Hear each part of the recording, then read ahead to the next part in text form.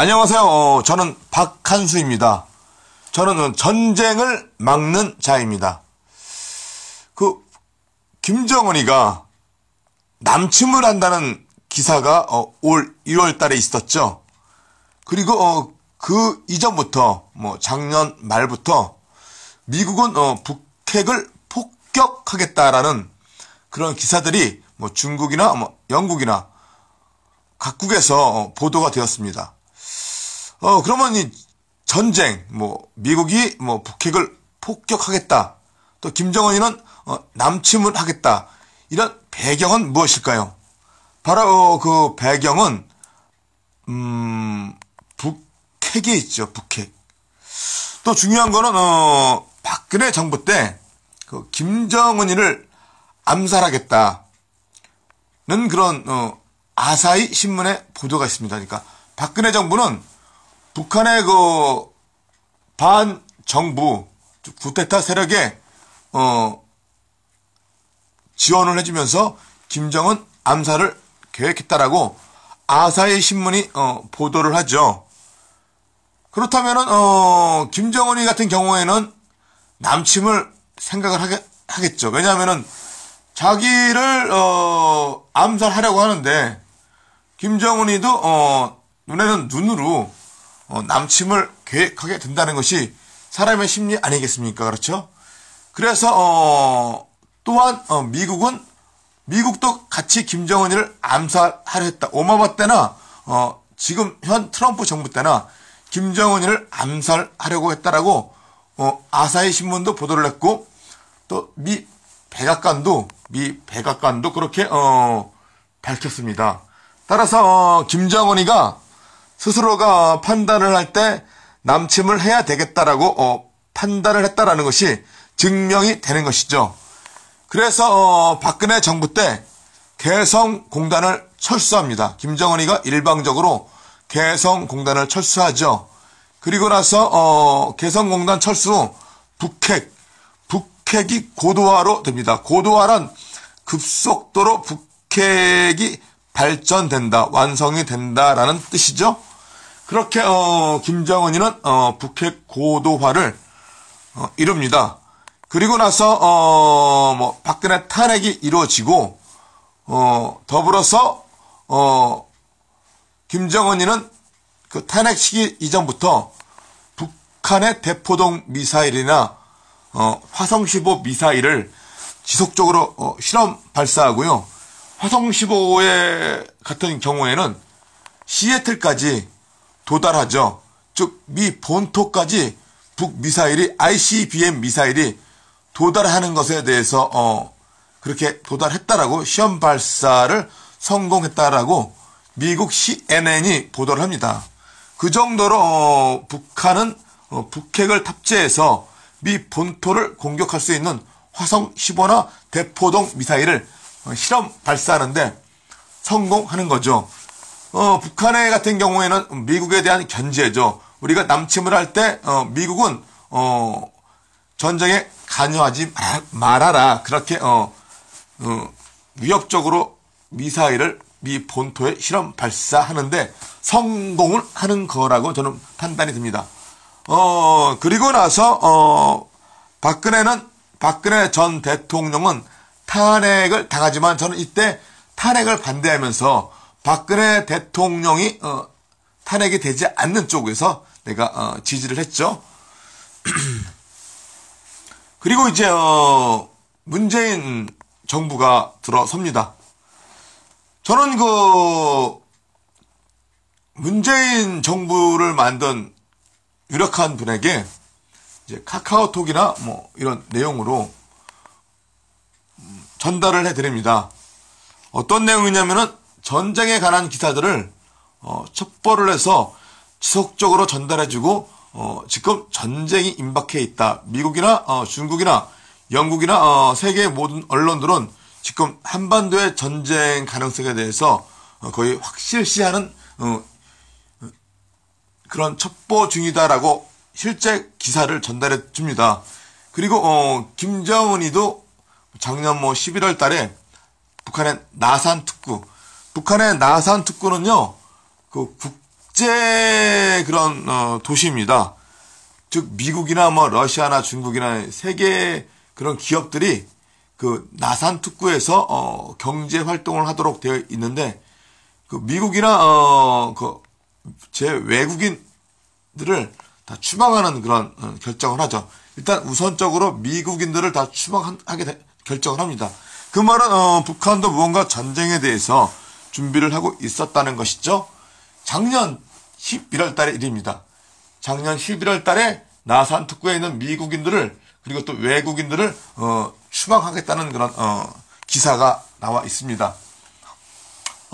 그리고 이제 저는 여기서 이제 그 정부가 가급적이면은 뭐 강대국들 뭐 러시아도 중국도 우리 수교국이니까 노태우 때 수교를 한 국가니까 가급적이면 경제에서도 중요하지만은 이 전쟁 상황에서 좀 외교적으로 방어력을 좀 갖자.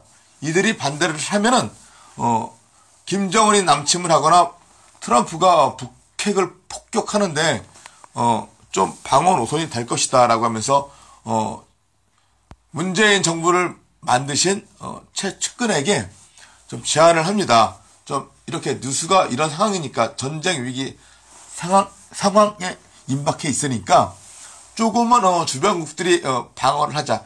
제일 첫 번째 방어력이 뭐냐면은 핵시설, 즉 러시아도 핵시설이 이렇게 방사능이 유출되면서 전체 생태계 파괴나 치명적인 그런 환경 파괴가 이루어졌고 먹는 것도 못 먹게 되었잖아요. 일본도 그렇게 원전 사고가 나면서 그렇게 또 우리 뭐 바닷물이 오염되고 또 우리 먹는 거 이런 것들이 오염되면서 방사능 피해가 나왔고 따라서 북핵을 폭격하게 될 때 이런 방사능 피해는 러시아, 중국 또 태평양까지 임하게 된다. 따라서 이런 것들로 설득을 시키자. 우리가 방사능 피해에서 자유롭지 못하고 또 북핵 폭격 시 우리 그 인천이나 수도권 지역까지 어마어마한 인명이 피해가 발생된다는 그런 보고서가 있기 때문에 그런 걸로 근거로 좀 예방을 하자. 그 정도라면은 중국이나 러시아나 일본까지 다 인명 피해가 있다라고 나는 이제 하면서 주변국들을 설득시키자라는 제안을 드립니다. 이에 문재인 정부 측근은 제안을 정부에게 해줬겠죠. 방사능 피해가 어마어마하니까. 또 우리 원전도 북한이 남침할 때 우리 원전이 파괴되면은 방사능에 똑같이 뭐 러시아나 일본 방사능 유출처럼 어마어마한 환경 파괴와 또 인명 피해가 또 먹는 것까지 생태계 피해 뭐 발생되기 때문에 이것도 이런 것들을 알려주어서 세계 여러 정상들이 전쟁을 반대하는데 좀 힘을 모으도록 하자라고 좀 전달을 해드렸죠. 여기서 IOC 북한은 그 평창 동계올림픽의 불참을 선언하죠. 이미 그 작년 크리스마스 때 성탄절 때 미 해병대나 미 국방부 장관은 장병들 앞에서 사기를 드높이는 발언을 합니다. 이제 전쟁이 임박해 와 있다. 준비를 하자. 전쟁 준비를 하자라고 실질적으로 기사에 나옵니다. 또 중국도 뭐 그렇고 또 한미연합훈련에서 미국은 자국민을 본국으로 이송하는 그런 계획을 집어넣죠. 그러니까 또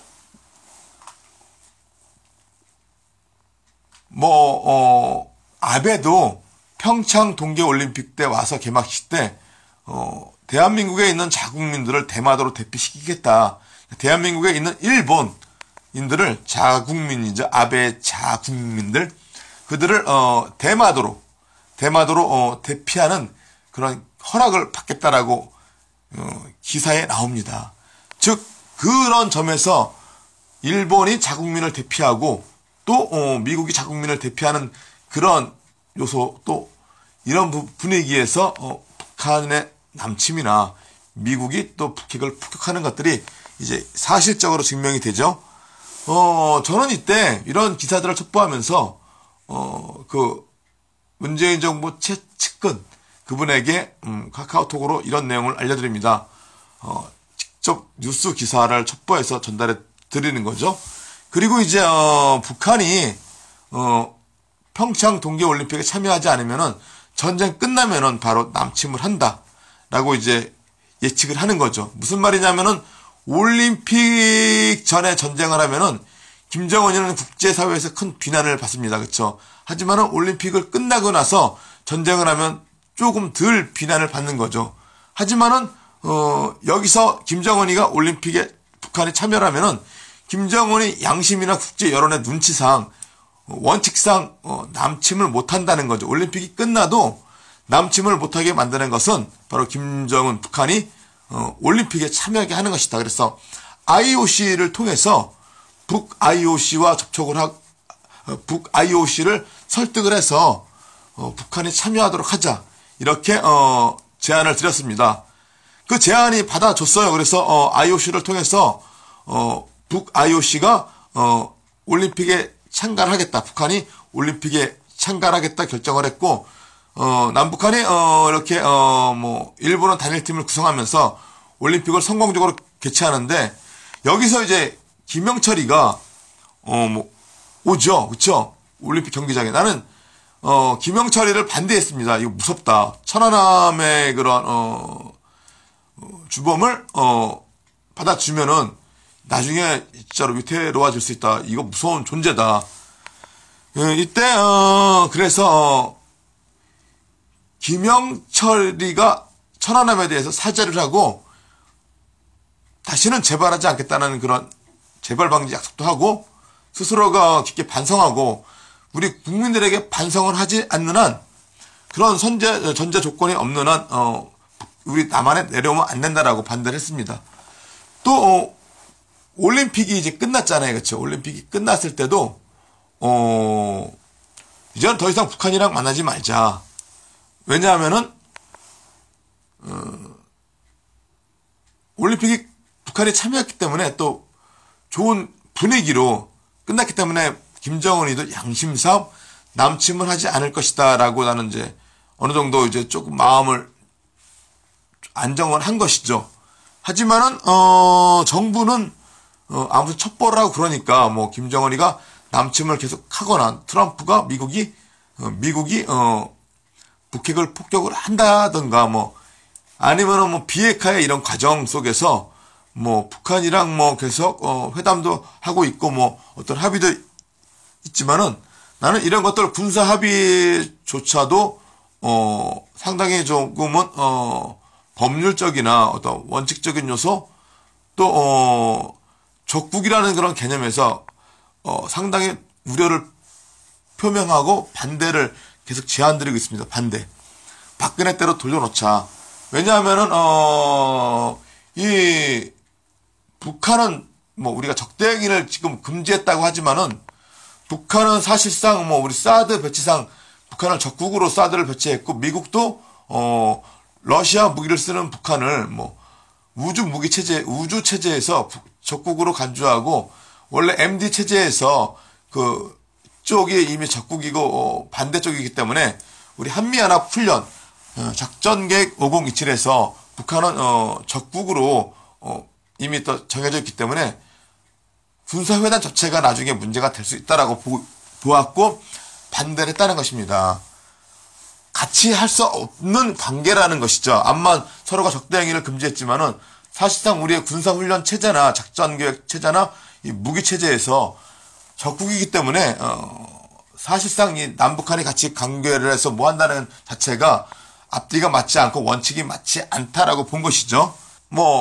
마당발로 외교적인 노력으로 전쟁을 방어하면서 여기까지 왔지만 문제는 유엔 협정이나 유엔 제재 등을 기준으로 해서 정부가 준수하기를 끝까지 저는 제안드리고 있습니다. 그러니까 박근혜 전 때의 그 상황으로 돌려놨자 정전협정이나 모든 법안들을 박근혜 정부 때 그 전으로 탄핵전으로 돌려놔서 전통을 유지하자라고 그래야 유엔 사령부가 주둔하고 또 유엔 협정, 유엔에 대한 결정들만 따르고 이 제재에 대해서도 가능한 박근혜 때의 상태를 유지하는 것이 대북제재나 이런 위반에서 안전하다.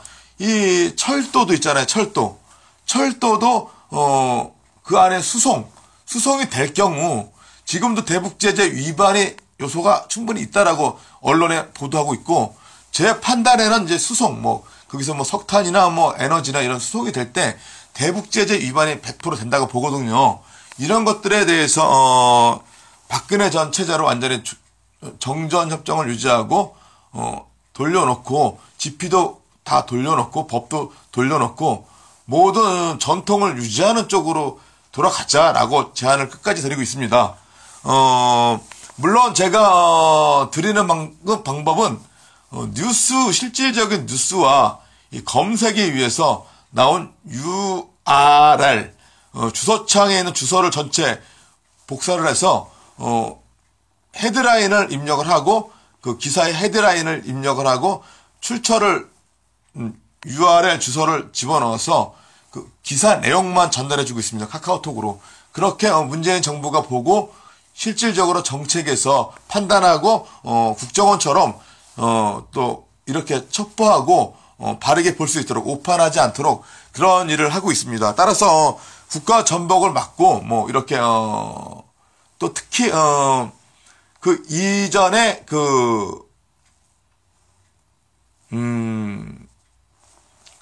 개헌안도 반대를 했습니다. 올 봄이죠. 올 봄에 개헌안을 이미 그 지방검찰청, 인천법원이나 지방검찰청 앞에서 했는데요. 국가 원수 삭제와 또 분권형 대통령에 대해서 완전히 누군가가 장악을 할 수 있다.